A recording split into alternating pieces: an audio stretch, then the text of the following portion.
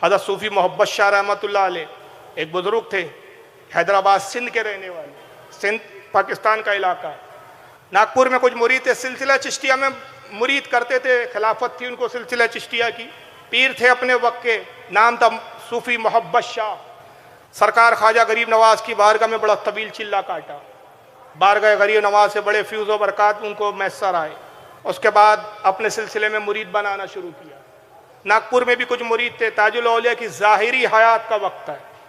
एक मुरीद की दावत पर नागपुर तशरीफ़ लाए, नागपुर पहुँचे, मुरीदों ने इस्तकबाल किया। और जब मुरीद के घर क़यामगाह पर आते हैं तो एक मुरीद ने अर्ज़ किया कि सरकार ताजुल औलिया के इलाके में आप तशरीफ़ लाए हैं, तो मेरी गुजारिश है कि क्यों ना ताजुल औलिया की बारगाह में हाज़िरी दे दी जाए। एग्ज़ाम था, जुमला ज़बान से बेसाख्ता बेख्तियार में निकल गया। कहा हम मोइनुद्दीन के चाहने वाले जी, हमको ताजुल औलिया से क्या गरज। अल्लाह अकबर। एक तकब्बुर था इसमें, एक घमंड की झलक थी।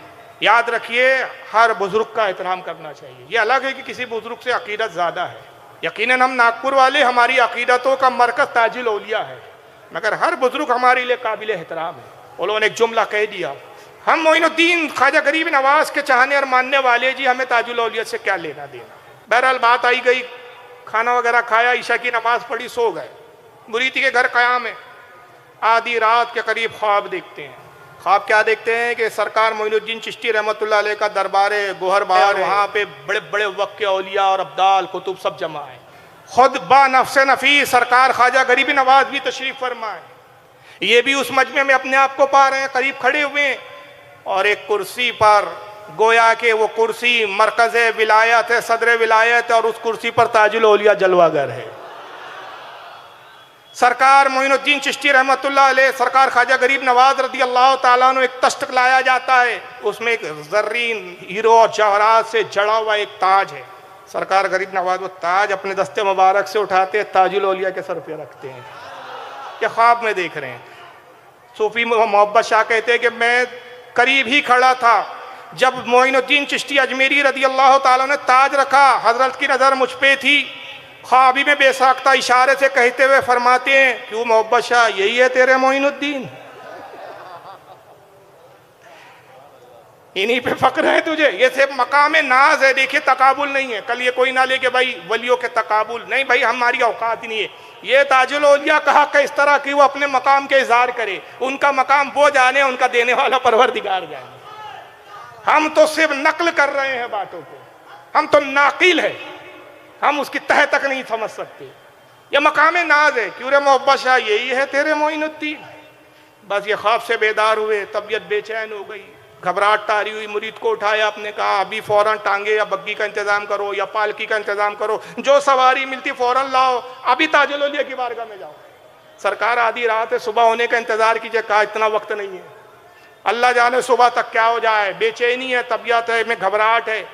और आती में पालकी लाई गई, पालकी में सवार हुए, बारगाह ताजुल औलिया पहुंचे। शक्करदरा में क़याम है, ताजुल औलिया इत्तेफाक से बेदार थे। मैं कहता हूँ बेदार थे लफ्ज़ गलत है, वो सोते ही कब है। दरबार मामूर होता है, बंद नहीं होता। याद रखिए, हम कहते दरबार बंद हो गया, जुमला मुनासिब नहीं है। मामूर हुआ है, बंद नहीं हुआ है। आप दरबार के दरवाजे ज़ाहिरी बंद है, फैज़ जारी है, निगाहें और दिलों की कैफियतों को देख रहे हैं।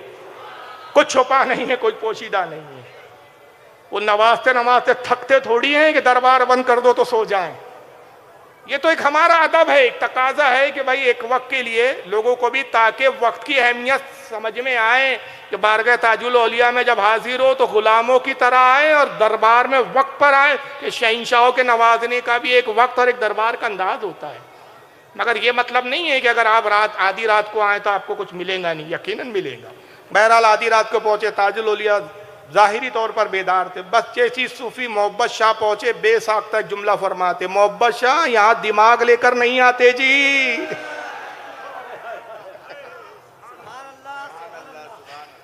दिमाग नहीं चलता जनाब, यहाँ पर दिमाग को रख कर आना पड़ता है। दिमाग लेकर आओगे तो कुछ ना पाओगे। और इसी को इकबाल ने कहा, अक्ल को तनकीद से फुर्सत नहीं, इश्क पर अमाल की बुनियाद, वरना अक्ल से बात करोगे तो फिर मिर्जा पलंबर बन जाओगे जनाब।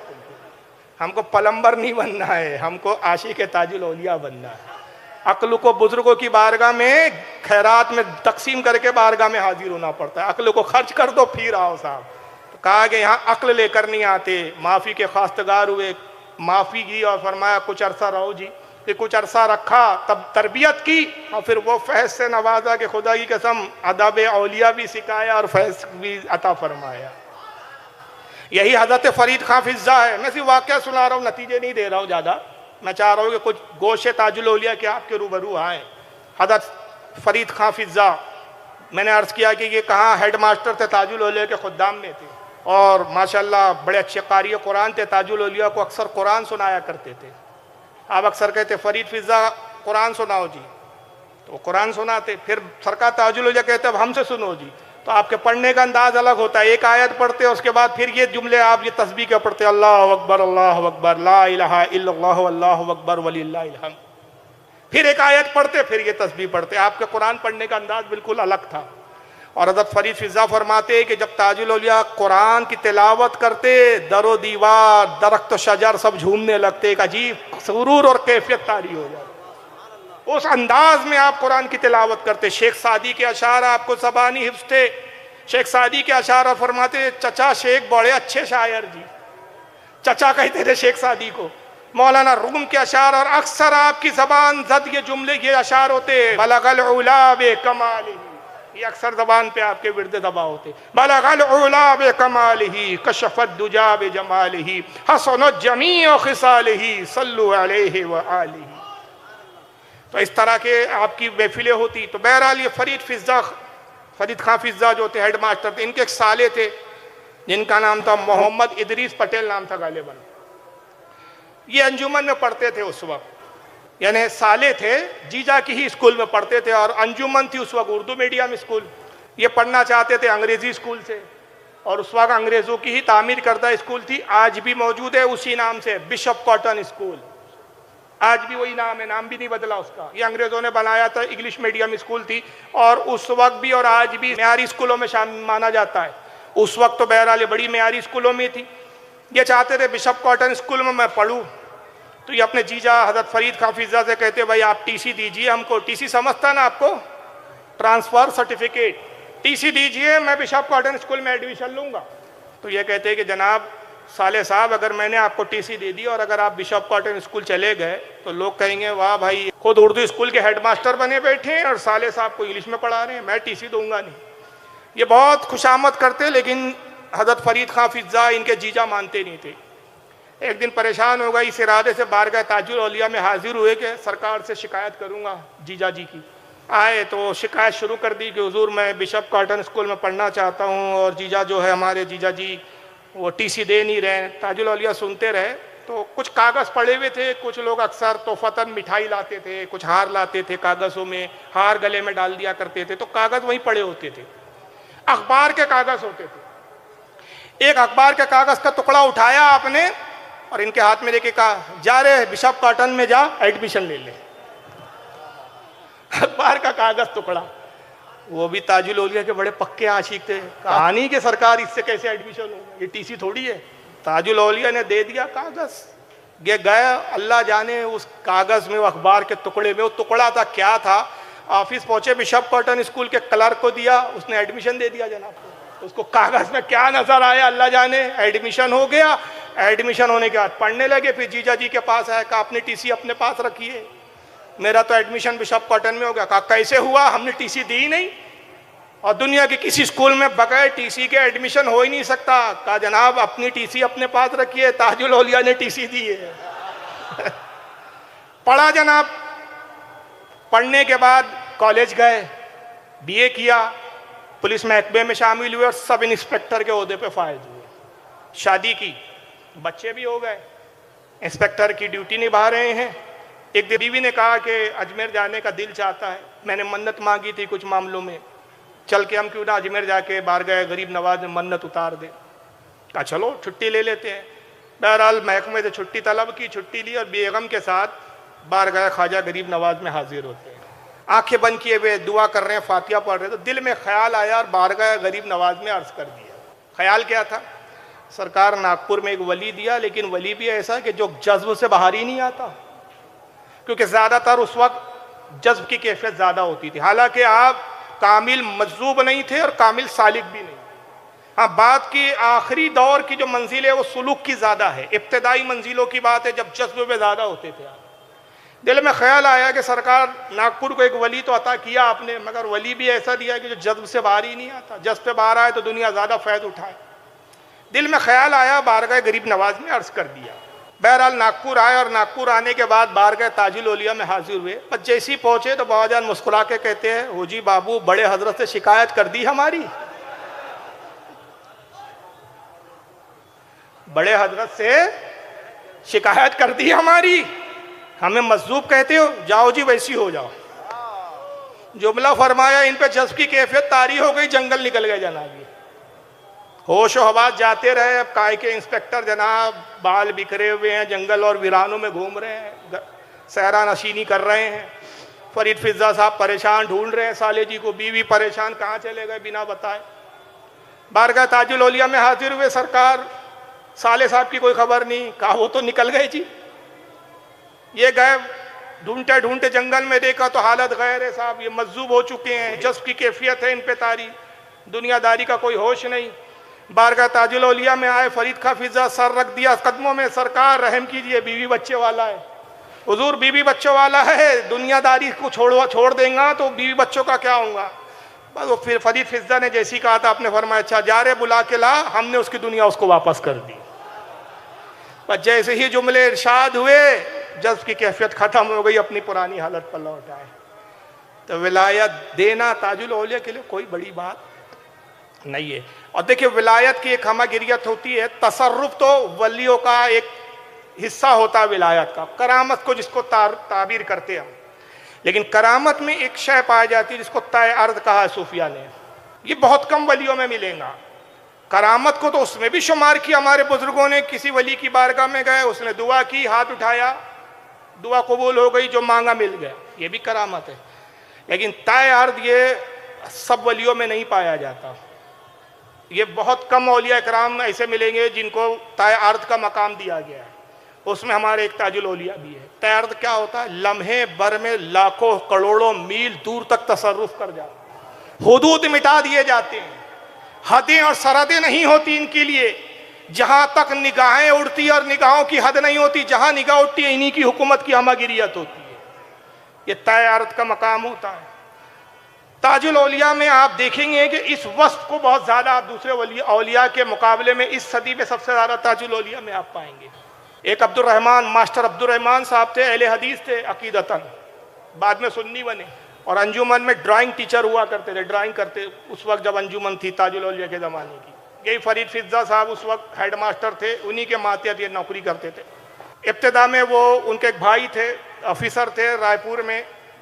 ये भाई अपने बड़े भाई के साथ रायपुर में पढ़ते थे। रायपुर मिडिल स्कूल करके एक स्कूल थी, वहाँ ये पढ़ा करते थे। चुनांचे एक बार ये हुआ कि नागपुर किसी रिश्तेदार से मिलने की गरज से आए, तो एक अमीर और कबीर दोस्त था, उससे दोस्ताना था बड़ा गहरा।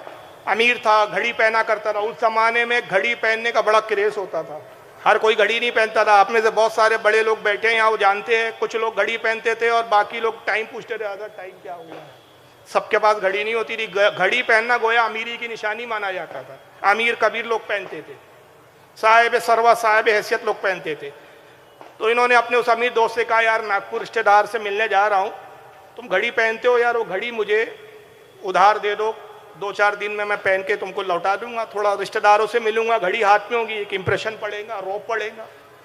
दोस्त ने कहा अच्छा चलो जाओ, मैं अपनी हैसियत दिखाना चाहते हो, लो यार घड़ी लो। घड़ी दे दिया, घड़ी अड़ी पहन ली। नागपुर आए, रेलवे स्टेशन पे उतरे, भीड़ लगी है, टांगा जा रहा है और अजदाम है, भीड़ पीछे भाग रही है। पूछा भाई कैसी भीड़ है, ये क्या हुआ? कहा जानते नहीं, वो बग्गी जो जा रही है ना, उसमें शहंशाह हफ्ते अकलीम ताजुल मिल्लत व दीन बैठे हुए। कहा ये भीड़ भाई मांगने का यही अंदाज है, दौड़ते दौड़ते मांगना पड़ता है। यही दरबार है जहाँ दरबार जारी और सारी होता था, मुकीम नहीं होता था दरबार, दौड़ के मांगना पड़ता है। अच्छा यही ताजुद्दीन है, नाम सुना है, जरा चलो आज हम देख लें सुन्नियों के कौन से ताजुद्दीन है, क्योंकि ये अकीदतन अहले हदीस थे, बुजुर्गों की अकीदत थी नहीं दिल में। चलो देख ले भाई, इनको भी देख ले। ये भी अब टांगे के साथ थोड़ा थोड़ा दौड़ने लगे। कस्तूजन पार्क तक टांगा पहुंचा। कस्तूजन पार्क का एंड, मजमा छटने लगा, बग्गी रुक गई। बग्गी को रुकवाया, ये बग्गी के करीब आए, देख रहे हैं अचानक सरकार ताजुल औलिया बग्गी से उतरे, इनके करीब आए, इतने सुरात और तेजी से हुआ इनके कुछ समझ में नहीं आया, करीब आए, हाथ से घड़ी खींची और फेंक दिया।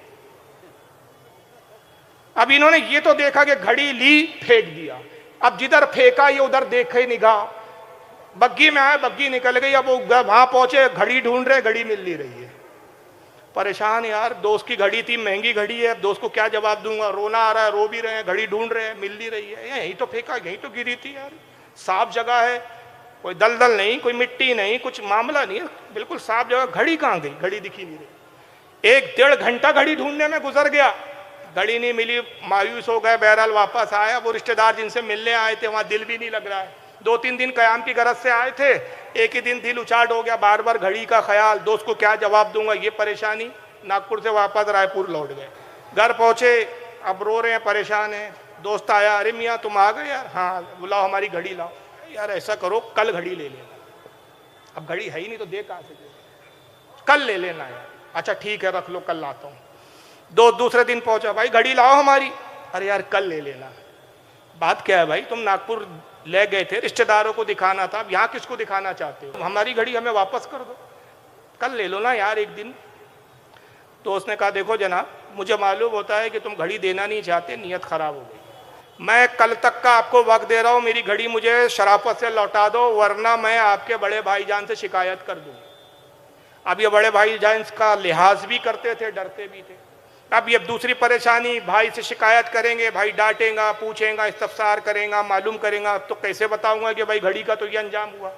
परेशान है कि क्या करें, कैसे करें, क्या होगा कल। उसी परेशानी में आधी रात के करीब पढ़ने बैठे हुए हैं, किताबों में दिल नहीं लग रहा, टेबल लैम्प जल रहा है, कमरे में अंधेरा, और टेबल लैम्प में पढ़ रहे, लेकिन पढ़ते हैं तो दिल नहीं लगता है किताबों में, बस दिल में बार बार ख्याल आता है। और ये ख्याल आया और रोने लगे कि मैं भी क्या पागल आदमी था कि एक पागल के पीछे भागा।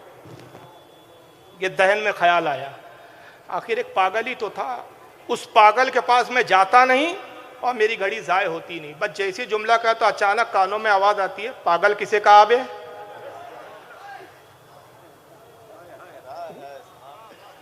ये जनाब आवाज की तरफ पलटे, आवाज किधर से आई, जैसे ही पलटे तो आवाज जहां से आई थी कहने वाला नजर नहीं आया, दूसरी आवाज आती है, पागल कहता है ले रे अपनी घड़ी वापस।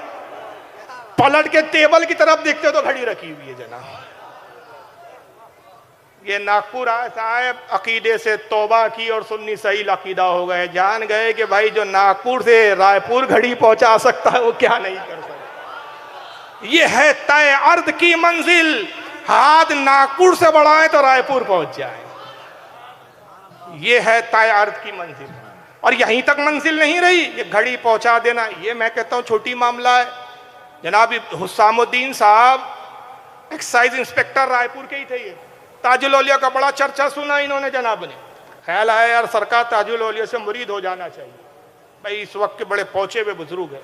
इसी ख्याल में दिन गुजरा और जब सो गए तो रात में ख्वाब देखते हैं कि एक वजू खाना है और उस वजू खाने पे ताजुल औलिया वजू बना रहे हैं।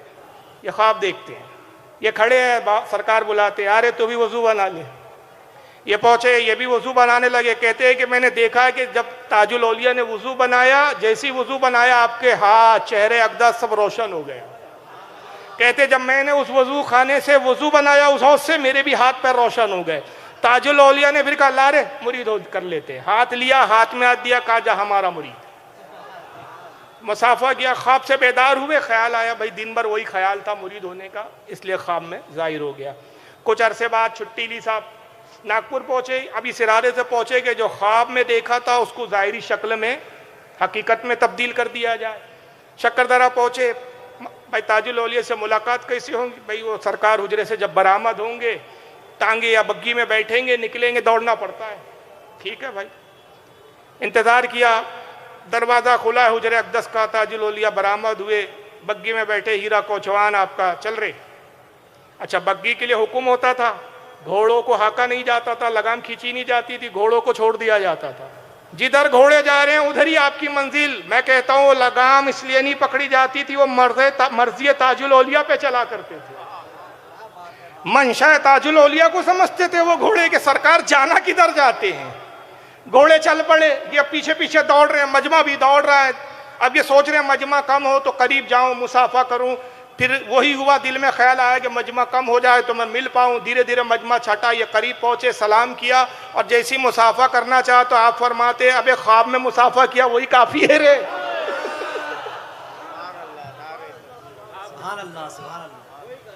वही काफी है। ये है विलायत की हमागिरियत, ये है तैयार। और ये मंजिल तो मैं नहीं बता पाऊंगा, ना समझ पाएंगे। ये मजाल किसकी जो समझ सके। कला में ताजुल औलिया खातून आती है, बच्चा बीमार है, मर रहा है बीमार, डॉक्टरों ने कहा ले जाओ भाई, नहीं बच सकता। बार गए ताजुल औलिया में हाजिर होती है, सरकार आप ही का बच्चा है हुजूर, जिंदगी अता कर दीजिए। माई मरता है तो मरने दे, सबको मरना है जी माई। नहीं सरकार आपका बच्चा है। अरे माई मरता है तो मरने दे। सुन्नी सही अकीदा थी। वही जुमला कहता हूँ, मुझे नहीं मालूम कि जुमले की नज़ाकत को आप समझ पाएंगे कि नहीं। ताजुल औलिया से मांगना हो ना तो हड्डर्मी करना पड़ता है भाई साहब, अड़ना पड़ता है। बल्कि एक जुमला जुरत करके कह दूँ, ताजुल औलिया को इमोशनल करना पड़ता है। हम तो मोहब्बत में कभी कभी ताजुल औलिया को दद्दू बोल देते, दादा सरकार, नाना। हमारे आके कुछ हमारे ग्रुप के लड़के नन्ना के नाना क्या जाना यार, आज दद्दू क्या जाना। मोहब्बत है, वो भी समझते हमारी मोहब्बतों को।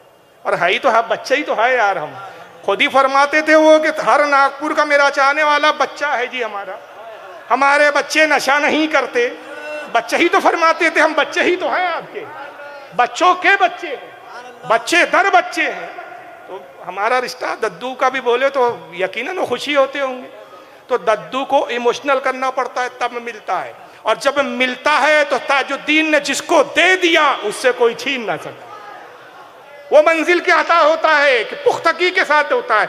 वही खातून थी, समझ गई कि ऐसे बात नहीं बनेगी। बच्चे को लिया, ताजुल औलिया के कदमों में रख दिया, कहा सरकार अगर मरना ही है तो आप ही के कदमों में मरेगा। अब जानती थी कि ताजुल औलिया ये तो गवारा ना करें कि मेरे कदमों में एक बच्चा मर जाए। बस आप जलाल में आए, खड़े हुए और जलाल में फरमाते लाओ रे लाल किताब,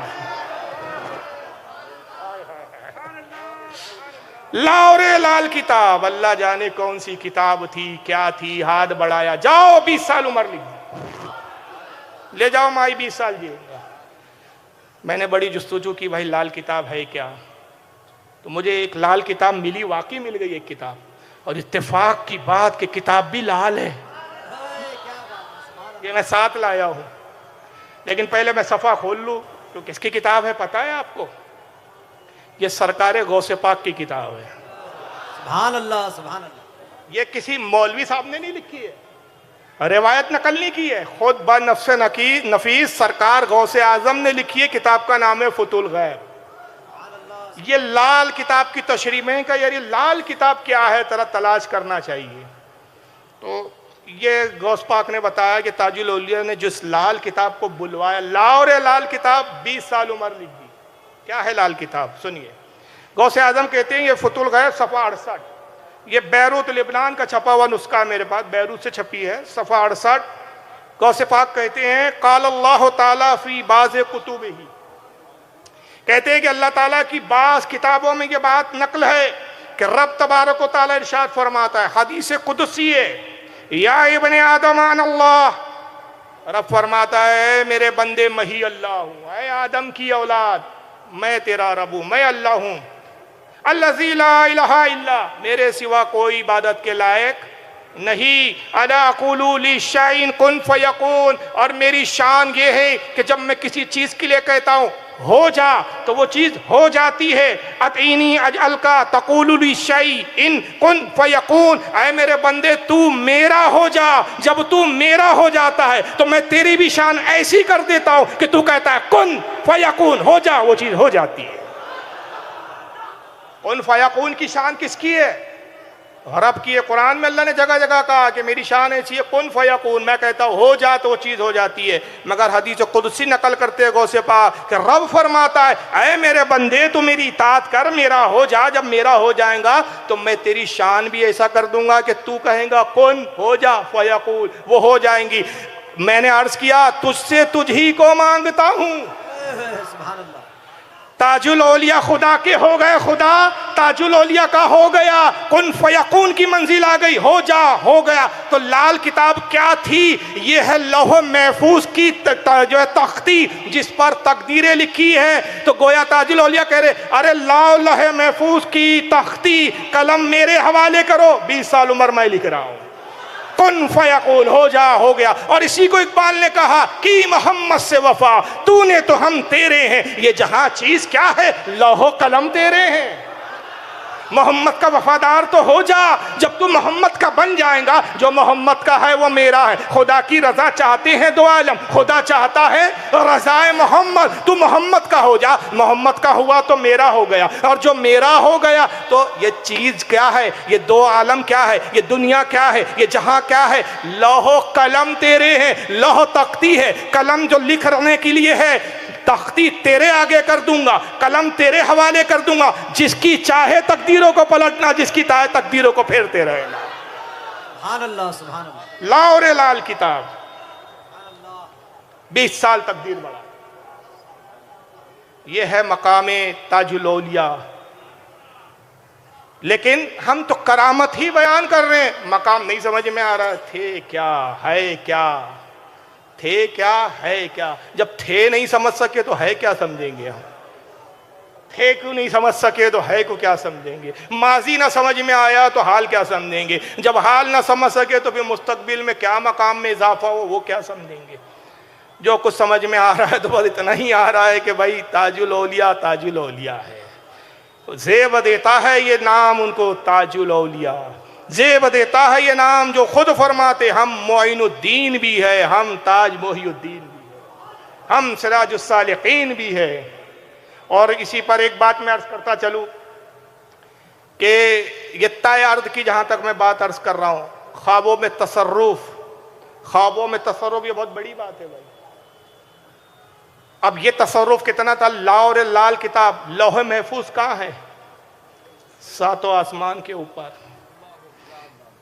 जिसका लिखा हुआ सातों आसमान के परे लौह महफूज तक चलता हो, तो अब शहंशाह हफ्ते कलीम नहीं है वो। बग्गी में बैठते हैं, चल रही जा रही है बग्गी, मगरिब का वक्त, ये एक दूसरी मंजिल बता रहा हूँ, बग्गी चले जा रही है, सीताबर्डी बाजार में दाखिल हो गई बग्गी। घोड़े भी जानते कहाँ जाना है। मैंने कहा ना, घोड़ों की लगाम खींची नहीं जाती थी, घोड़ों की लगाम को कंट्रोल नहीं किया जाता। हीरा कोचवान सिर्फ बैठा होता था, घोड़े खुद अपनी मर्जी से चलते थे। कहाँ आके रुके? अजान हो रही थी बर्डी की, सीताबर्डी की बाजार की मस्जिद पे आके रुक गए। गोया वो भी मंशा ताजुल औलिया को जान गए, मर्जी ताजुल औलिया क्या है। मगरिब का वक्त है, नमाज पढ़ना चाहते हैं। बहुत से लोग कहते हैं ना कि ताजुल औलिया नमाज नहीं पढ़ते थे, गलत फहमी है। मैं बताऊंगा, ताजुल औलिया से बड़ा आबिद और जाहिद नमाजी कोई नहीं था। हमारी निगाह क्या उनकी इबादत को देख सके।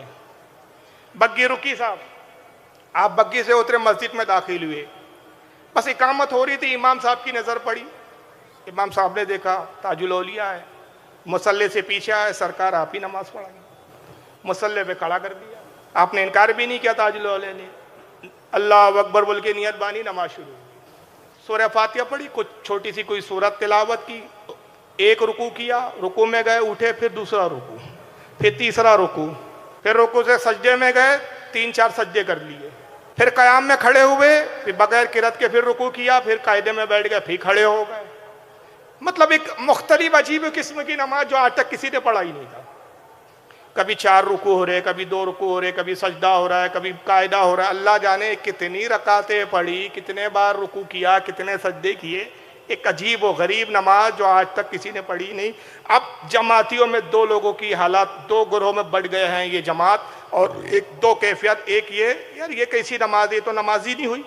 हम तो भाई जैसी नमाज खत्म हो, जैसे तैसे खत्म हो जाए, बस इंतजार है हम अपनी नमाज लौटाएं। और एक वो आशिकानों का मजमा, अरे भाई नमाज तो आज हुई है, हकीकी नमाज तो आज हो रही है, मकबूलियत वाली नमाज तो आज है, बारगाह रब्बुल इज्जत में कबूलियत वाली आज की नमाज है। एक आशिकों का मजमा, एक जाहिर बीनों का मजमा। बहरहाल कायदे में बैठे, कुछ देर बैठे रहे, सलाम फेरा, जैसी सलाम खत्म हुआ ये मजमा तेजी से उठा, अपनी नमाज लौटाने में लग गया। अब जिनका अकीदा था कि ताजुल औलिया के पीछे जो नमाज है वही हकीकी नमाज है, इंतजार में कि हजरत दुआ करें, हजरत दुआ भी नहीं कर रहे हैं, जहाँ नमाज पे बैठे हैं, इतने देर तक बैठे रहे जब तक इनकी 3 रकात हो गई। नमाज इनकी खत्म हुई, फिर आप उठे बगैर दुआ किए बग्गी की तरफ जाने लगे, इन्होंने घेर लिया। वाह सरकार, कैसी नमाज पढ़ाई आप, आज तक हमने ऐसी नमाज पढ़ी थी नहीं, अजीब गरीब नमाज। कुछ नहीं कहा, बग्गी तक आए, बग्गी के पायदान पे पैर रखा, वापस पलटे। गोया पहले तो ख्याल किया कि इन बेवकूफ़ों को क्या समझाए, फिर शायद ख्याल फरमाया, मेरा गुमान कहता, फिर फरमाया ये ना समझेंगे शायद आने वाले समझ लें, जवाब देना ज़रूरी है, एतराज़ ना रह जाए। वापस पलटे, क्या हो जी बाबू, क्या कहते, नमाज सही नहीं पढ़ाई। अरे जैसा किताब में लिखा वैसा तुम पढ़ते, और जैसा किताब वाला बोलता ताजुद्दीन वैसी नमाज पढ़ता। सुभान अल्लाह, सुभान अल्लाह। बहुत साल पहले मैंने ये खिताब किया था, गालिबन मेरे ख्याल से 16 साल पहले की बात है, हज हाउस में, नागपुर का हज हाउस है ना अपना, उसका इफ्तिताह हुआ। तो उसके इफ्तिताह मेरे ही बयान से हुआ था, उर्स ताजुल औलिया के, मतलब उर्स के मौके पे, और उसका नाम भी उस वक्त ताजुल औलिया हज हाउस ही रखा गया है। हालांकि रजिस्टर्ड नहीं हुआ, लेकिन हमारे अहबाब की कोशिश उसी पर है। मैंने ये वाक़या बयान किया, इंटरनेट पर ये बयान आया, तो हमारे मोतरज़ीन, हमारे मुखालिफिन ने बड़ा एतराज़ किया, साहब ये तो कैसी नमाज है, ये तो शरीयत का मजाक है, ये ऐसी, ये कैसे लोगों को वली बना देते हैं, ये करते हैं वो करते। बहुत सारे लोगों की बकवासात आई। इनका एक बहुत बड़ा मौलवी है, मैं अच्छी महफिल में उस मनुष्य का नाम लेके अपने मुंह का मज़ा ख़राब करना नहीं चाहता। उसने एक वीडियो बनाया और उसने उस पर काफ़ी कहा कि साहब बुखारी शरीफ की हदीस है, अल्लाह के नबी ने फरमाया सल्लु कमा रायतुमूनी युसल्ली, नमाज ऐसी पढ़ो जैसे मुझे पढ़ता हुआ देखते हो। ये कौन सी नमाज थी साहब? मैंने फिर उसका जवाब रिकॉर्ड किया, इंटरनेट पे जवाब मौजूद है। उस जवाब के बाद से आज तक इनकी बोलतियां बंद है। 1.5 घंटे का जवाब है, मेरा नाम डाले फारूक खान रज़वी और इतना ही डाल दे आप ताजुल औलिया की आशिकाना नमाज, जवाब आ जाए। बहुत सारे जवाबात है, 1.5 घंटे का जवाब तो यहाँ नहीं दूंगा। एक रिवायत जवाब में, क्योंकि मैं समझता हूँ शायद इस मजमे में वो भी मजमा हो सकता है जो बाहर से आने वालों का हो, तो शायद उसमें किसी के जहन में ये इश्काल ना आ जाए, ये बदगुमानी ना आ जाए कि बात तो ज़ाहिरी ये है कि अरे कैसी नमाज है। याद रखिए, वलियों में बड़े अलग अलग मकाम होते हैं। एक किताब इस ताल्लुक से मैं दिखाता हूँ आपको, यह है रौदुर राहीन, दारुल कुतुबुल इल्मिया बैरूत का छपा हुआ नुस्खा है ये। इसके लिखने वाले हज़रत इमाम अब्दुल्ला इब्न याफ़ई, ये बहुत बड़े वक्त के इमाम है, 768 हिजरी के हैं। कब के हैं? 768 हिजरी में इंतकाल हुआ। और इनकी इमाम पर तमाम मकतब फ़िक्र का इत्तेफाक है। इनकी फजीलत बताऊंगा तो आधा पौन घंटा इस पर गुजर जाएगा। एक फजीलत सुना दूँ कि ये जब हज के लिए गए और फिर बारगाह रसूल में जब मदीना आए, ये मदीने में दाखिल नहीं हुए। ये अब्दुल्ला याफ़ई ये खुद अपने वक्त इतने बड़े वली और मुहद्दिस थे। लोगों ने, काफिले वालों ने कहा भाई चलिए अब मदीना आ गया है, बारगाह रिसालत में हाजिरी दीजिए। कहा यहाँ तक आना मेरा काम था, अगर सरकार की मर्जी होंगी तो खुद बानफ़्से नफीस सरकार मुझे बुलाएंगे, और जब तक सरकार नहीं बुलाएंगे मैं दाखिल नहीं होऊंगा। इस जिद पर जनाब तकरीबन 15 दिन वहीं पड़े रहे वो सरहद के बाहर। मदीने के वाली को बशारत हुई, सरकार ख्वाब में तशरीफ लाए, फरमाया कि जाओ हमारा गुलाम अब्दुल्ला याफ़ई हमारी इजाज़त के इंतज़ार में, कहो कि हमने इजाज़त दी।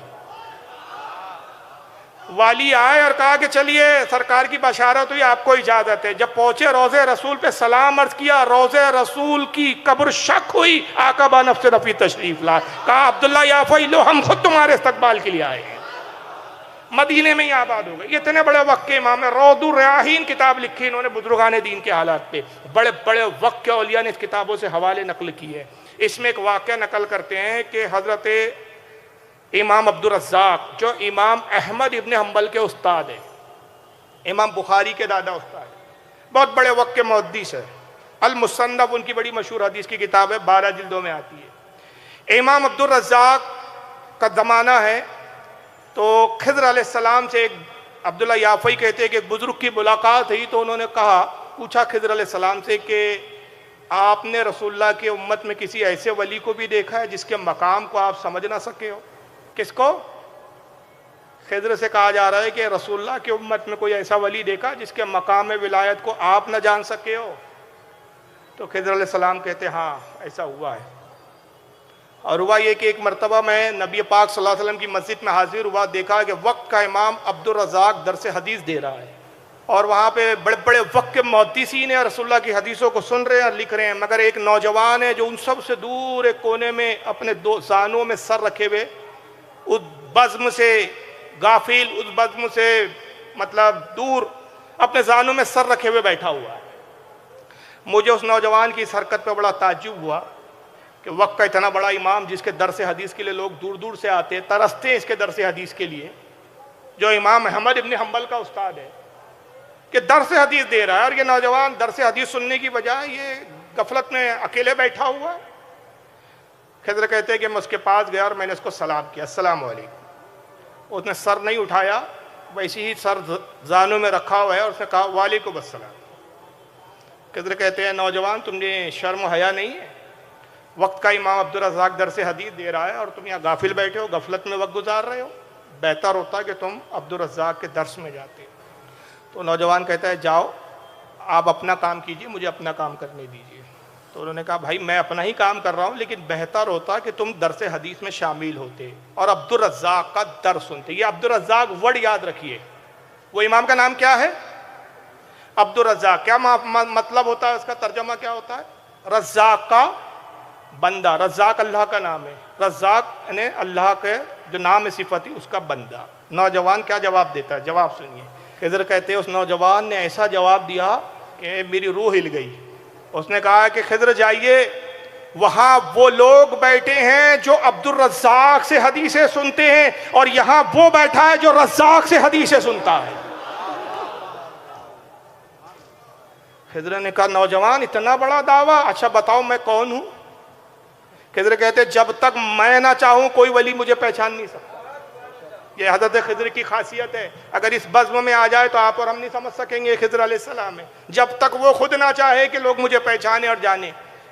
तो खिज़र ने कहा अच्छा मैं कौन हूँ जरा जानो। उसने सर उठाया, एक निगाह उठाई, फिर सर झुकाया, कहा अगर फरासतल मोमिन हक है तो आप खिज़र है। सेकंड नहीं लगाया। हज़रत खिज़र कहते कि मैं इसके इस जवाब पर भी हैरान हो गया।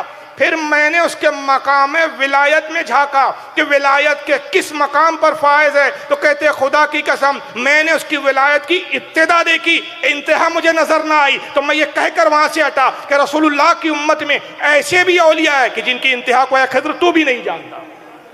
तो वलियों में एक ऐसे भी औलिया है कि जिनकी इंतहा हमको नहीं मालूम, जो हदीस भी सुनते हैं तो बंदों से नहीं सुनते, रज़्ज़ाक़ से सुनते हैं। ताजुल औलिया उन्हीं औलिया की कैटेगरी में है, जैसा किताब में लिखा वैसी तुम नमाज पढ़ते। ताजुद्दीन वो नमाज पढ़ता जो किताब वाला बोला। ये ताजुल औलिया के एक मौलवी साहब हाजिर हुए, बस इख्तिताम की मंजिल पर आ रहा हूँ और ख़त्म करूँगा क्योंकि रात छोटी है, ताजुल औलिया का तस्करा बहुत लंबा है।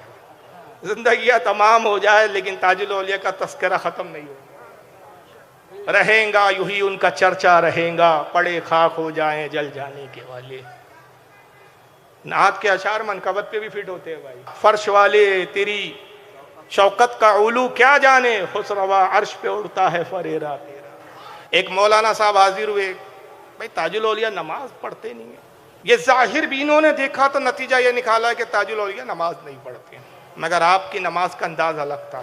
मौलाना थे, आलिम थे, बहुत जल्दी एतराज़ ज़हन में आ गया, ताजुल औलिया नमाज नहीं पढ़ते, दूसरों को हुक्म देते। एक अंजुमन बनाई थी नमाज की, यूसुफ शाह ताजी उसके सदर थे जनाब, और बारगाह ताजुल औलिया में नमाज तलकीन होती थी। यूसुफ शाह ताजी रहमतुल्लाह अलैह ताजुल औलिया में फरमाते कि जो भी बारगाह में हाजिर होता इल्तिज़ामन, इल्तिज़ामन यानी बिल्कुल ताकीद के साथ आप कहते अल्लाह अल्लाह करते जी, दाल रोटी खाते अच्छे रहते।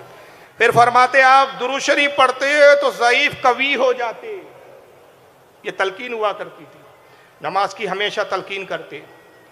दो भाई एक मरतबा हाजिर हुए, पहले ये वाक़या सुन ले। एक भाई बड़े पक्के इबादत गुजारते, रात भर नमाज में गुजार दी, एक भाई सोते रहे। जो सोए रात भर तो सुबह ही उठे। ताजुल औलिया की बारगाह में दोनों सुबह भाई हाजिर हुए, सलाम किया, दोनों के लिए फरमाया अच्छे रहते, दाल रोटी खाते अच्छे रहते। जो साहब ने नमाज रात में नहीं पढ़ी थी, एक भाई रात भर नमाज पढ़ते रहे, उनके दिल में ख्याल आया कि भाई अजीब बुजुर्ग है, मैंने नमाज नहीं पढ़ी तो मुझे भी दुआ दी, जिन्होंने नमाज पढ़ी उन्हें भी दुआ दी। मतलब यहाँ अच्छे बुरे का तो कोई मामला नहीं है, बस जैसे दिल में ख्याल आया तो तंबीहन कुरान करीम की आयत तिलावत फरमा। कुरान से भी इस्तदलाल होता था भाई, ऐसा नहीं है कि ताजुल औलिया ज़ाहिरी वली थे, बातनी भी वली थे, आलिम भी थे। हर वली आलिम भी होता है, हर वली आलिम भी होता है, और हर आलिम वली हो जरूरी नहीं है, लेकिन हर वली आलिम भी होता है। जैसे दिल में ख्याल आया कि अच्छे बुरे पर तो बाबा साहब की नजर ही नहीं है, सबके लिए दुआएं हैं, तो आप बेसाख्ता कुरान की आयत तिलावत फरमाते, फमन यामल मिस्काला ज़र्रतिन खैरन यरा वमन यामल मिस्काला ज़र्रतिन शर्रन यरा। अल्लाह ताला कुरान में फरमाते, तुम जो जर्रा बराबर भी भलाई करोगे बरोज़े क़यामत तुम उसे भी देखोगे, और जो जर्रा बराबर तुम बुराई करोगे बरोज़े क़यामत तुम उसे भी देखोगे। गोया ये कुरान की आयत तिलावत करके बताया कि ऐसा नहीं है, तुम्हारे ज़र्रे ज़र्रे का हिसाब लिया जाएगा। ये अलग है कि हम तो सबके लिए शफीक है। नमाज की तलकीन होती, हैदराबाद से कुछ लोग हाजिर होते हैं, और जब नागपुर स्टेशन पे उतरते हैं तो गालिबन जोहर की अजान हो रही है। सब 5 वक्ता नमाजी थे, हालांकि दिल में ख्याल आया पहले ताजुल औलिया से मुलाकात हो जाए, अभी तो काफ़ी वक्त है असर के लिए, असर को बहुत वक्त है, तो जोहर के लिए तो बड़ा लंबा वक्त है, पहले मुलाकात कर लेंगे फिर नमाज पढ़ लेंगे। बारगाह ताजुल औलिया में जैसी हाजिर हुए तो बेसाख्ता फरमाते, हो जी बाबू पहले नमाज पढ़ते जी, फिर ताजुद्दीन के पास आते। ताजुद्दीन कोई चिड़िया था जो उड़ जाता?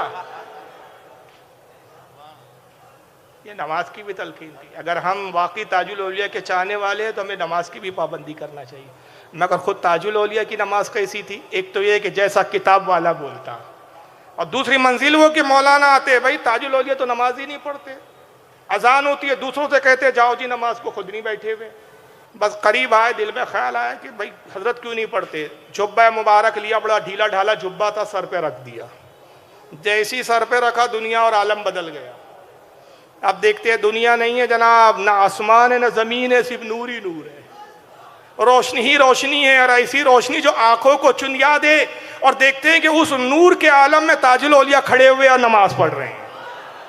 बस इन्होंने देखा, कहा या अल्लाह अस्तगफार, मेरी तौबा कि मैंने बदगुमानी की। ताजुल औलिया के लिए तो कौन से आलम छुपे हुए, सब आलम रोशन है। एक वक्त में यहाँ भी है वहाँ भी है, कहाँ कहाँ है, कहीं नमाज पढ़ रहे हैं, कहीं दस्तगीरी कर रहे हैं। बस दिल में ताए हुए, चादर हटी, देखा दुनिया में कदमों में थे, और ताजुल औलिया मुस्कुरा कहते, हो जी बाबू हम तो ऐसे ही है, हम ऐसे ही।